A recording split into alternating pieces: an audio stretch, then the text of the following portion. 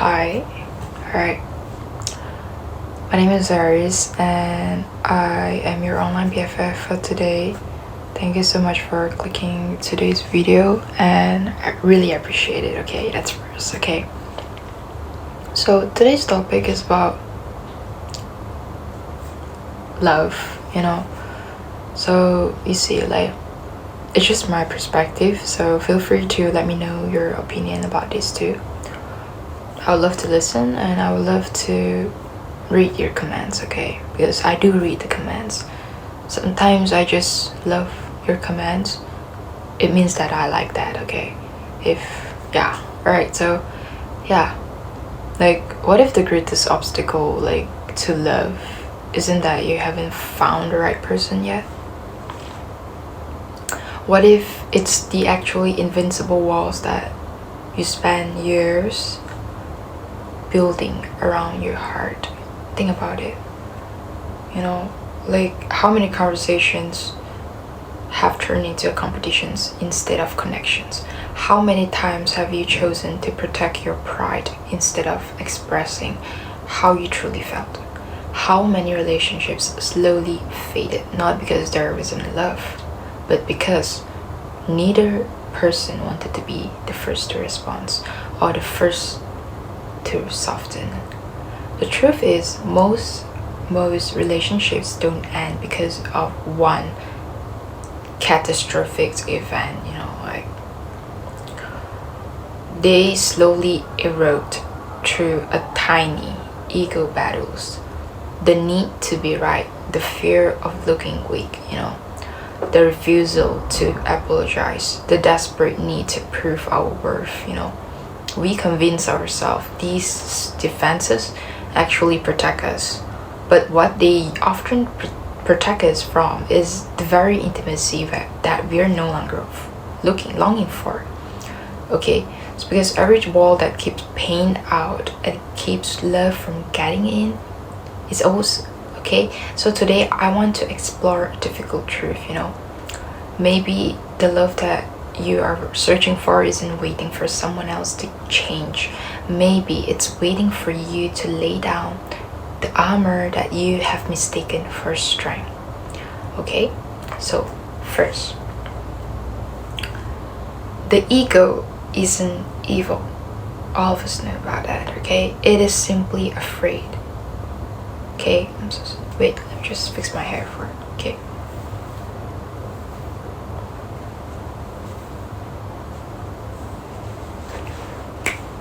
Okay, so the ego isn't evil, right?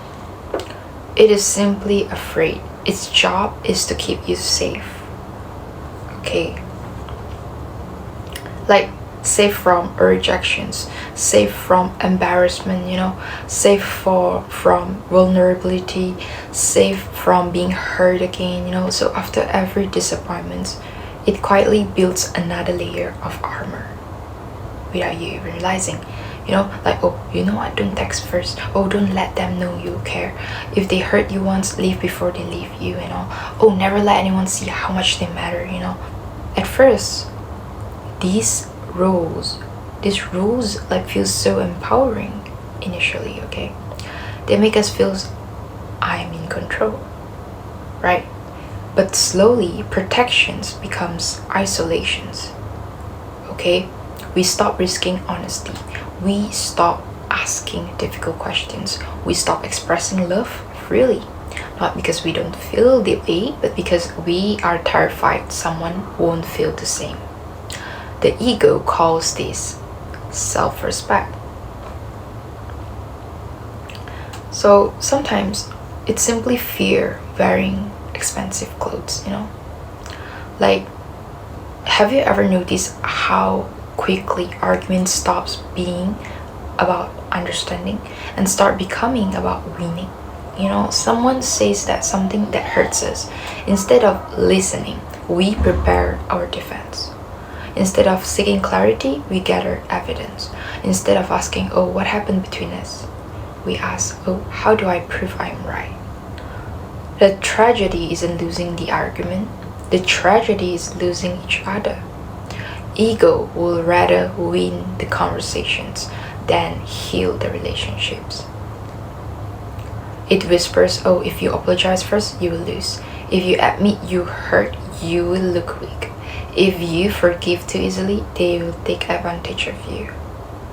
And so, two people who genuinely care about each other sit behind walls of silence, waiting for the other person to surrender first. Meanwhile, love quietly suffocates between them. Because love doesn't grow in the soil of competitions. It grows in understanding and tolerations. So one of the strangest things about human beings is that we desperately want to be loved. Yet we are terrified of being fully seen. So we create a version of ourselves, the strong one, the independent role, the funny one, the successful one, the one who never needs anyone. Each mask serves a purpose. It earns approval, it avoids rejections, it keeps it safe. But here's the problem: if people only know your mask, then they can only love your mask. Deep down, many people aren't afraid that someone won't love them. They are afraid that if someone truly knew them, they wouldn't stay. So they hide their fears, their insecurities, their dreams, their tenderness, and then they wonder why they feel lonely, even while surrounded by people. Real intimacy begins the moment that you stop performing and start allowing yourself to be known to your partner. So inside each of us lives a narrator, a voice that constantly asking, oh, what do they think of me? Oh, did I say something wrong? Do they still like me? Am I enough? This voice is exhausting because it makes every interactions about earning approval instead of sharing presence. Imagine how much lighter relationship become when you're no longer trying to manage every person's opinion of you, when you're no longer shaping your personality to avoid disappointing others, when you stop editing your truth to fit someone else's expectations. Love doesn't require perfections. Yeah. So it requires presence. That's all. People don't connect with flawless versions of us. They connect with honesty, with authenticity, with someone who has the courage to say that this is who I am. Not because they are perfect, but because they are real. My personality is real. My authenticity, this is my true self. So if you don't like me, you can leave. If you are comfortable with me, you can stay. That's it. So one of the greatest paradoxes of love is the harder that you try to control it, the more distant it becomes. We try to control how people perceive us, We rehearse conversations.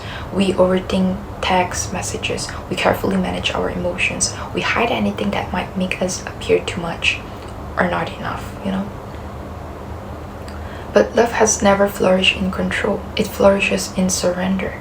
Not surrendering your boundaries, not surrendering your values, but surrendering the exhausting need to control every outcome, You cannot force someone to choose you. Yeah. You cannot convince someone to love you. You cannot perform your way into belonging. The only thing that you can truly offer is your authentic presence. And trust that the people who are meant for your life, they will recognize that. The deepest relationships aren't built by two perfect people. They are built by two people willing to be honest with each other. So, yeah. So, Relationship actually built by honesty, true honesty, that we stop pretending. So imagine what your relationships will look like, if your goal wasn't to be admired but understood, if your goal wasn't to win but to connect, if your goal wasn't to protect your image but to share your heart, the ego will always promise safety, but it often delivers loneliness. Love asks something far more difficult. It asks you to be seen, to be honest, to be vulnerable, to admit when you're wrong, to say, oh, I miss you, to say that, oh, I'm scared, I need you. Not because those words make you weak, no, but because they make you real. The strongest people aren't the ones who never get hurt. They are the ones courageous enough to love without letting fear dictate every decision, So today, ask yourself one question. What will change in my relationships? If it stops protecting my ego, if I stop protecting my ego and start protecting the connections instead, because on the other side of the pride, on the other side of the perfections, on the other side of needing constant validations is the kind of love that we have all been searching for. A love that doesn't ask you to perform. A love that doesn't require masks. A love that meets the real you. And perhaps that version of you has been worthy of deep, meaningful love all along. So, if this message resonated with you, I'd love to hear your thoughts. Share it in the comments, because your honesty may help someone else lower their walls too. If you're on the journey of healing, emotionally growth, and building more meaningful relationships, you may join this community, because feel free to join. And remember, the deepest love isn't found by proving your worth. It is found when you stop hiding the person who you truly are. Okay, and I hope today's message resonated with you, and I hope you enjoyed today's talk. That's all. And thank you so much for watching until the end. That's all. Bye.